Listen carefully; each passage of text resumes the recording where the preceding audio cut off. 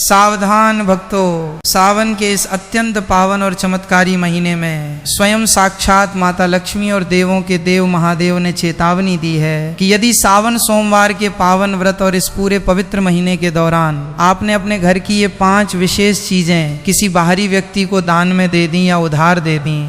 तो न सिर्फ आपके घर की समस्त धन संपत्ति, ऐश्वर्य और वैभव हमेशा के लिए समाप्त हो जाएंगे, बल्कि आपके घर की सुख शांति भी सदा सदा के लिए छिन जाएगी और पूरा का पूरा हंसता खेलता परिवार भयंकर कंगाली और बर्बादी की गर्त में डूब जाएगा। नमस्कार भक्तों, स्वागत है आपका प्रार्थना टीवी चैनल में। आज हम आपको सावन मास की एक ऐसी परम दुर्लभ, सत्य और रोंगटे खड़े कर देने वाली पौराणिक कथा और अचूक जानकारी बताने जा रहे हैं, जिसे यदि आपने इस पूरे सावन के महीने में ध्यानपूर्वक समझ लिया और इन गलतियों से बच गए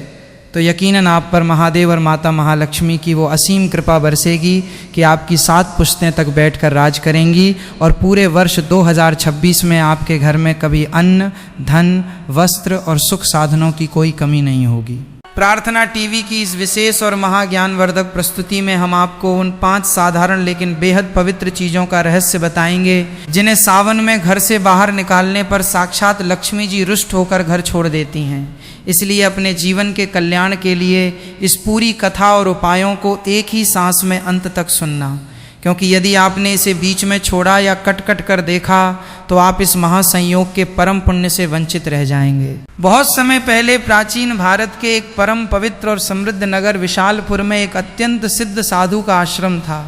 जिन्हें समस्त नगरवासी श्रद्धा से आचार्य देव कहते थे, क्योंकि वे केवल भिक्षा पर जीवन व्यतीत नहीं करते थे, बल्कि लोगों को धर्म, कर्म, मर्यादा और सही जीवन जीने की राह दिखाते थे।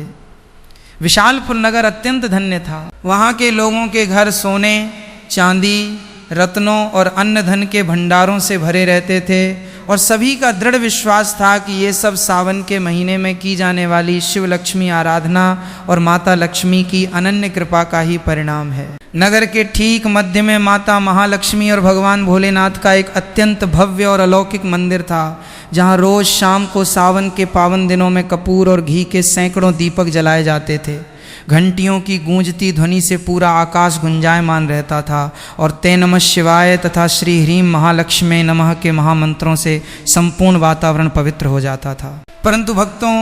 प्रार्थना टीवी आपको बता दे कि इसी समृद्ध नगर में एक ऐसा भी परिवार रहता था जो कभी नगर में सबसे अधिक धनवान और वैभवशाली होने के बावजूद धीरे धीरे अत्यंत कंगाल, कर्जदार और बर्बादी की ओर बढ़ रहा था। ये परिवार था नगर के सबसे बड़े और प्रतिष्ठित व्यापारी वसुदेव जी का। वासुदेव जी के पास सोने चांदी के विशाल ढेर थे, आलीशान महल था, दर्जनों नौकर चाकर थे और अनाज के बड़े बड़े कोठार हमेशा लबालब भरे रहते थे। किंतु पिछले कुछ वर्षों से, विशेषकर सावन के पवित्र दिनों में, उनके द्वारा अनजाने में की गई कुछ भारी भूलों के कारण उनका घर धीरे धीरे वीरान होने लगा। तिजोरी खाली हो गई, धन की जगह चारों तरफ से कर्ज का बोझ बढ़ने लगा। पुराने वफादार नौकर काम छोड़कर जाने लगे और घर में 24 घंटे भयंकर कलह, मानसिक अशांति और बीमारियां फैल गईं। वासुदेव जी और उनकी धर्मपत्नी सुभद्रा इस बात से अत्यंत व्याकुल और हताश थे कि आखिर सावन के इस पावन महीने में जब पूरे नगर पर महादेव और लक्ष्मी जी की वर्षा हो रही है, तब उनके इतने समृद्ध घर से अचानक माता लक्ष्मी की कृपा क्यों रूठ गई और पूरा परिवार बर्बादी की कगार पर कैसे आ खड़ा हुआ। एक रात वासुदेव जी इसी गहरी चिंता में डूबे हुए अपने कक्ष में सो रहे थे।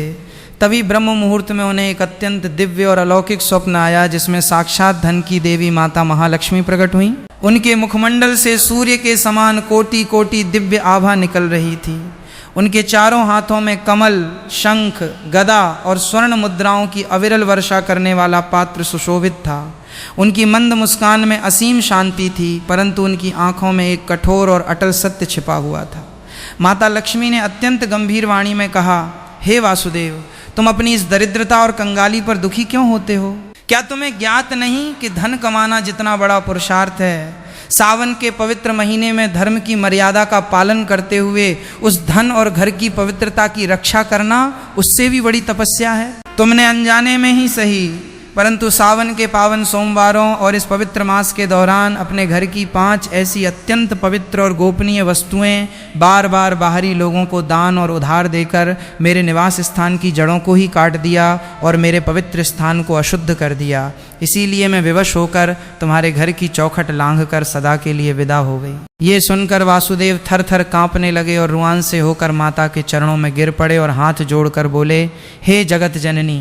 हे माँ महालक्ष्मी, मुझसे अज्ञानतावश जो भी घोर अपराध हुआ है उसके लिए इस पापी को क्षमा करें, परंतु कृपा करके मुझे ये अवश्य बताइए कि वे 5 साधारण वस्तुएं कौन सी हैं जिन्हें सावन के इस पावन महीने में घर से बाहर देने से साक्षात आप जैसी दयामयी माता भी रुष्ट हो जाती हैं और घर में भयंकर गरीबी का वास हो जाता है। माता लक्ष्मी ने अत्यंत वात्सल्य भाव से देखते हुए कहा,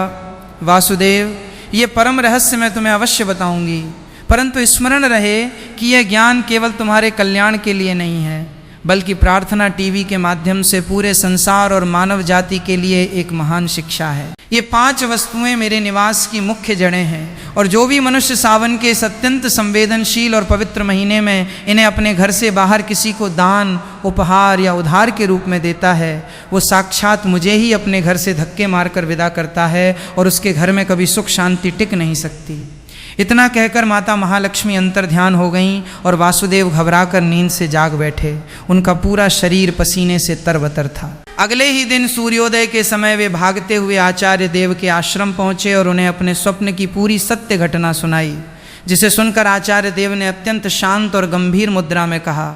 वासुदेव, ये कोई साधारण स्वप्न नहीं बल्कि स्वयं लक्ष्मी नारायण का साक्षात आदेश है और सावन का ये महीना तो वैसे भी शिव और शक्ति के मिलन का महीना है। इसलिए तुम्हें इन 5 रहस्यों की गहराई को समझने के लिए एक कठिन आध्यात्मिक यात्रा पर निकलना होगा,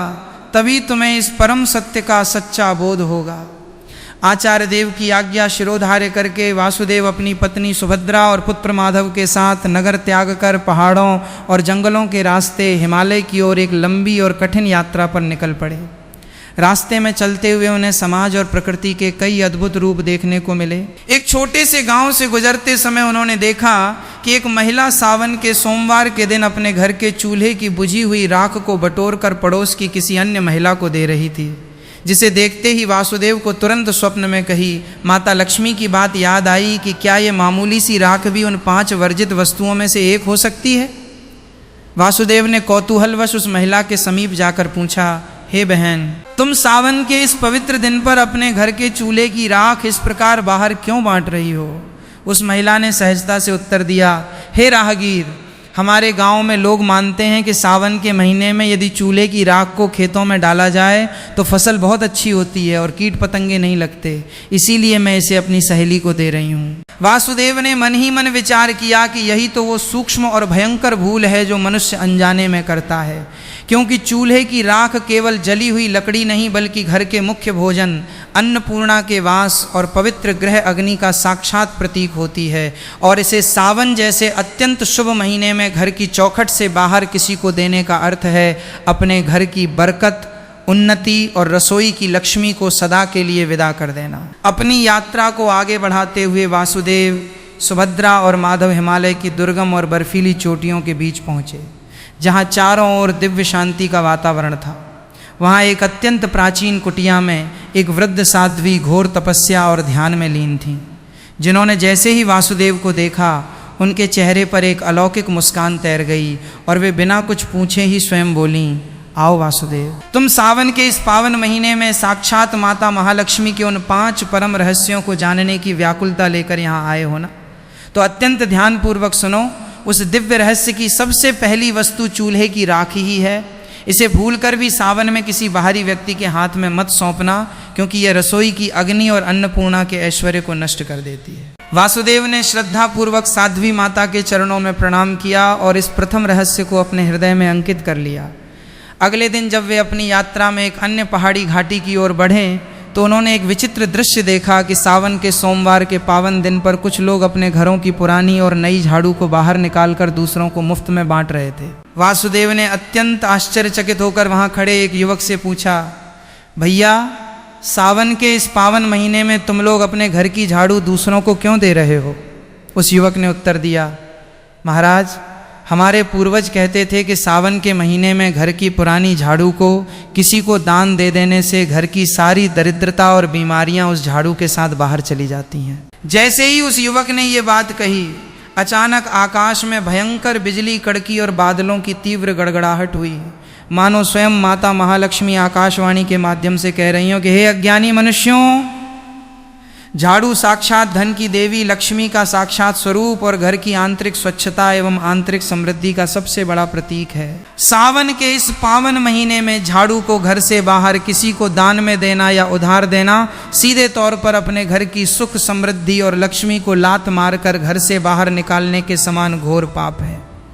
वासुदेव को अब माता लक्ष्मी के दूसरे महारहस्य का भी साक्षात ज्ञान हो गया था कि झाड़ू को सावन में कभी भी किसी को नहीं देना चाहिए। अपनी खोज को और आगे बढ़ाते हुए वे हिमालय के एक अत्यंत प्राचीन शिव मंदिर के प्रांगण में पहुंचे, जहां एक परम प्रतापी और वृद्ध साधक अखंड धुनी रमाकर बैठे थे और उनके सम्मुख मिट्टी का एक दिव्य दीपक पूरी तीव्रता से प्रज्वलित हो रहा था। उस परम साधक ने वासुदेव की ओर दृष्टि डाली और कहा, बेटा वासुदेव, अब तुम माता लक्ष्मी के तीसरे सबसे बड़े और भयंकर रहस्य को श्रवण करो। तुम्हारे घर का जलता हुआ दीपक या उस दीपक से जलाई गई किसी अन्य दीपक की लौ सावन के इस अत्यंत पवित्र महीने में भूलकर भी किसी पड़ोसी या बाहरी व्यक्ति को नहीं देनी चाहिए। घर का जलता हुआ दीपक उस परिवार की साक्षात प्राण ज्योति, कुल की आयु और सुख शांति का साक्षात केंद्र बिंदु होता है। सावन के सोमवारों में यदि कोई आपके जलते दीपक से अपनी बत्ती जला कर ले जाता है या आप अपना जलता हुआ दीपक किसी को दे देते हैं, तो आपके घर की समस्त सकारात्मक ऊर्जा, तेज और यश उसी क्षण समाप्त हो जाता है और घर में घोर अंधकार और अकाल मृत्यु का भय व्याप्त हो जाता है। वासुदेव ने अत्यंत कृतज्ञता के साथ इस तीसरे रहस्य को भी अपने मन में पूरी तरह आत्मसात कर लिया। इसके पश्चात वे अपनी वापसी की राह पर एक अत्यंत सुंदर और पहाड़ी गांव से गुजर रहे थे, जहां उन्होंने देखा कि शाम के समय एक महिला के घर में अचानक नमक समाप्त हो गया था और उसने पड़ोस के घर जाकर थोड़ा सा नमक उधार मांग लिया और उस पड़ोसी महिला ने बिना सोचे समझे सावन की उस पावन संध्या को अपने घर के डिब्बे से नमक निकालकर उसे दे दिया। परंतु भक्तों, आश्चर्य की बात तो ये हुई कि नमक का आदान प्रदान होते ही मात्र कुछ ही घंटों के भीतर उस नमक देने वाली महिला के हंसते खेलते घर में भयंकर कलह, वाद विवाद और अशांति का ऐसा तांडव शुरू हो गया कि दोनों परिवारों के बीच लाठी डंडे चलने की नौबत आ गई। ये देखकर वहां उपस्थित उसी वृद्ध साध्वी ने वासुदेव को समझाते हुए कहा, वासुदेव, ध्यान से देखो और समझो, नमक केवल स्वाद बढ़ाने की वस्तु नहीं है, बल्कि यह मानव जीवन के आपसी रिश्तों की मिठास, मानसिक स्थिरता, सकारात्मक ऊर्जा और साक्षात माता लक्ष्मी के समुद्र मंथन से उत्पन्न सहोदर भाई के समान अत्यंत पवित्र तत्व है। सावन के इस पावन महीने में, विशेषकर सूर्यास्त के बाद, यदि कोई अपने घर का नमक किसी को उधार या दान में देता है, तो वो अपने घर का पूरा भाग्य और लक्ष्मी का आशीर्वाद उस नमक के साथ बाहर भेज देता है, जिससे घर में दरिद्रता, ग्रह क्लेश और राहु केतु का भयंकर प्रकोप स्थापित हो जाता है। अब वासुदेव को माता लक्ष्मी की चौथी परम वर्जित वस्तु का भी ज्ञान हो चुका था कि सावन में नमक का दान या उधार सर्वथा वर्जित है। अंततः जब वे हिमालय की सबसे ऊंची तपोभूमि के समीप एक प्राचीन और अलौकिक गुफा के द्वार पर पहुंचे,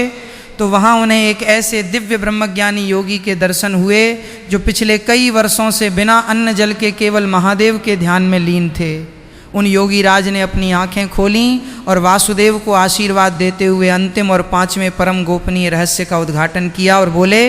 हे वासुदेव, पांचवी और सबसे महत्वपूर्ण वस्तु जिसे सावन के महीने में किसी भी स्त्री या पुरुष को भूलकर भी अपने घर से बाहर नहीं देना चाहिए, वो है किसी भी विवाहित स्त्री के कपड़े का कोना,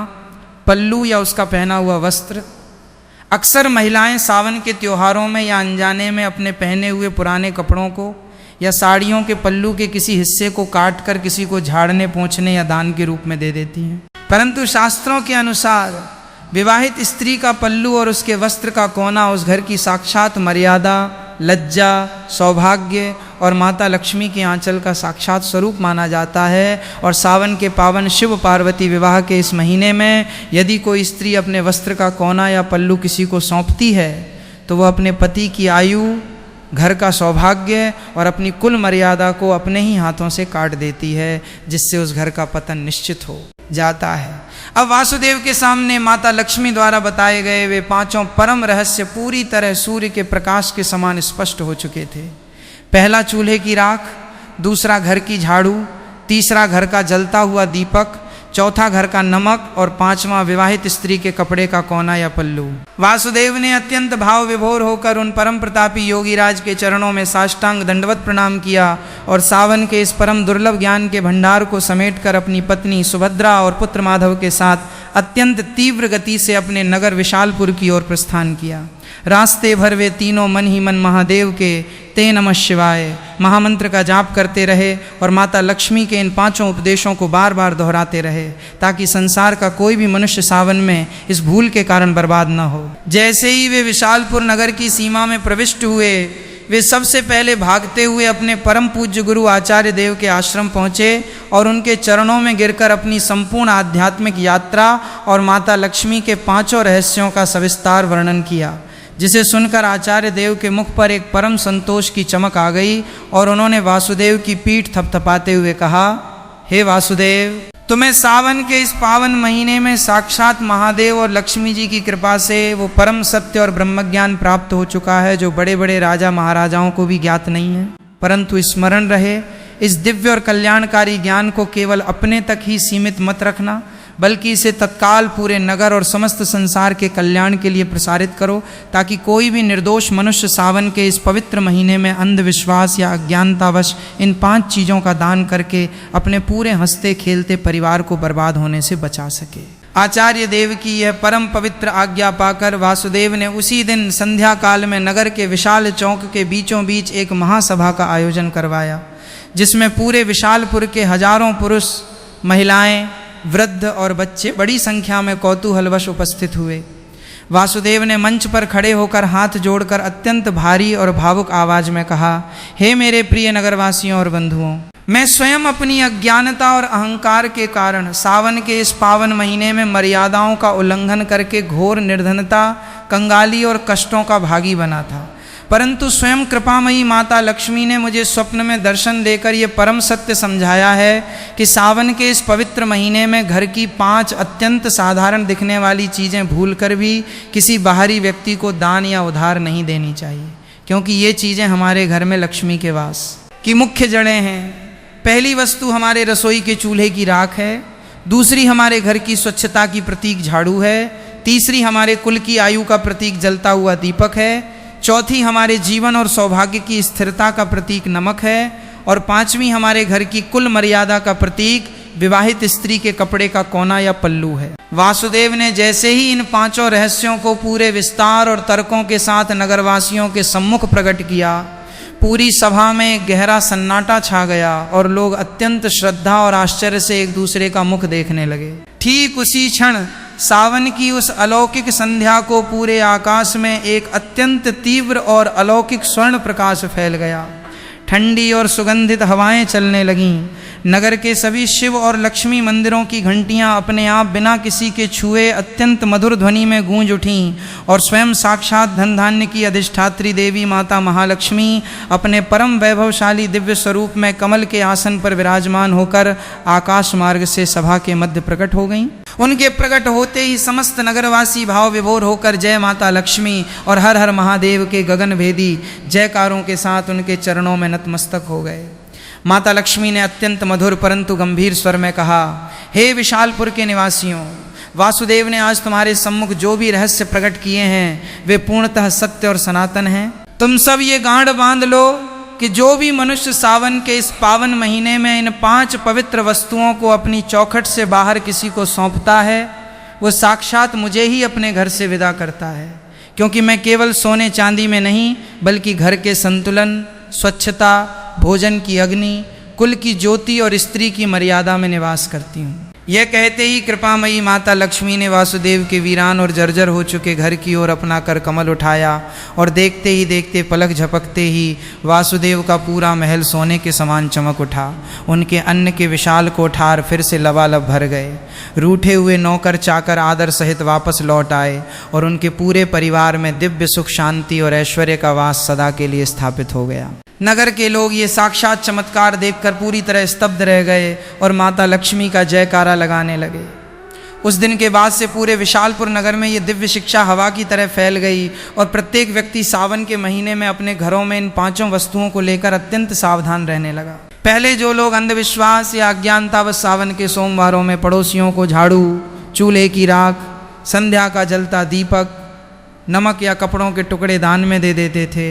उन्होंने इन कुप्रथाओं को पूरी तरह बंद कर दिया, जिसके परिणाम स्वरूप धीरे धीरे विशालपुर के हर एक घर में भयंकर से भयंकर गरीबी दूर हो गई और प्रत्येक परिवार अत्यंत समृद्ध, सुखी और वैभवशाली बन गया। वासुदेव जी अब पूरे नगर में धर्म और मर्यादा के साक्षात आदर्श बन गए। वे जितने धनवान थे, अब उन्होंने अपने उस अपार धन को महादेव की सेवा, गौ सेवा और निर्धनों के लिए विशाल अन्न क्षेत्र बनवाने में लगा दिया। परंतु जब भी सावन के महीने में कोई अज्ञानी व्यक्ति उनसे इन 5 वर्जित चीज़ों को मांगने आता तो वे अत्यंत विनम्रतापूर्वक हाथ जोड़कर कह देते, हे मेरे भाई, ये स्वयं माता लक्ष्मी और महादेव की बनाई हुई परम मर्यादा है। यदि मैं तुम्हें अपने घर की राख, झाड़ू, नमक, जलता दीपक या वस्त्र का कोना सौंप दूंगा तो इससे न सिर्फ मेरे घर की समृद्धि नष्ट होगी, बल्कि सावन के इस पावन महीने में मर्यादा टूटने के कारण तुम्हारे घर में भी कभी बरकत नहीं होगी। इसलिए तुम अपने घर की इन पवित्र चीज़ों की स्वयं रक्षा करो। लोगों ने वासुदेव की इस कल्याणकारी सीख को अपने जीवन का मूल मंत्र बना लिया और समय बीतने के साथ वो विशालपुर नगर पूरे आर्यावर्त में इस बात के लिए प्रसिद्ध हो गया कि वहाँ सावन के महीने में कभी कोई दरिद्र नहीं रहता और न ही किसी के परिवार में कोई कलह या अकाल मृत्यु होती है। भक्तों, प्रार्थना टीवी चैनल का एकमात्र और परम पवित्र उद्देश्य भी यही है कि जन कल्याण और जन सेवा की भावना से ओतप्रोत होकर सनातन धर्म के इन परम गुप्त सत्यों, दुर्लभ कथाओं और अचूक अनुष्ठानों को मुफ्त में आप तक पहुंचाया जाए, ताकि आधुनिकता की अंधी दौड़ में भटक रहा कोई भी सनातनी परिवार सावन के इस महासंयोग में अनजाने में इन 5 भयंकर गलतियों का शिकार होकर कंगाल न हो। सावन का ये पावन महीना, जो कि वर्ष 2026 में 30 जुलाई से शुरू होकर 28 अगस्त तक चलेगा, जिसमें 3 अगस्त, 10 अगस्त, 17 अगस्त और 24 अगस्त को सावन के परम पवित्र सोमवार पड़ रहे हैं। इस पूरे महीने में कभी भी आप इन मर्यादाओं का पालन करें। सुबह स्नान के पानी में गंगा जल डालकर नहाएं, शिव मंदिर जाकर शिवलिंग पर जल, बेलपत्र और शमी पत्र अर्पित करें, शाम को पीपल के वृक्ष के नीचे चौमुखी दीपक जलाएं और पहली रोटी पर घी गुड़ रख कर गौ माता को खिलाएं। परंतु भूल कर भी चूल्हे की राख, झाड़ू, जलता दीपक, नमक और विवाहित स्त्री के कपड़े का कोना किसी बाहरी व्यक्ति को न दें। भक्तों, इस परम भाग्यशाली, कंगाली मिटा देने वाली और साक्षात लक्ष्मी नारायण का आशीर्वाद दिलाने वाली अमृतमयी जानकारी को केवल अपने तक ही सीमित मत रखना। प्रार्थना टीवी की इस विशेष और महाज्ञानवर्धक प्रस्तुति को अपने सभी मित्रों, सगे संबंधियों और हर एक सोशल मीडिया ग्रुप में ज़्यादा से ज़्यादा शेयर करना, ताकि हर डूबते हुए परिवार को एक नया सहारा मिल सके और सभी के जीवन से दरिद्रता का नाश हो। प्रार्थना टीवी चैनल को अभी के भी सब्सक्राइब करके घंटी के बटन को ऑल पर सेट कर लें, ताकि आने वाली हर एक चमत्कारी और दुर्लभ वीडियो सबसे पहले आपके भाग्य के द्वार खोल सके। और पूरे भक्ति भाव से सराबोर होकर कमेंट बॉक्स में अपनी राशि के साथ एक बार फिर से साक्षात महादेव और माता लक्ष्मी के नाम का जयकारा लगा दीजिए। हर हर महादेव, जय गौ माता, जय माता महालक्ष्मी।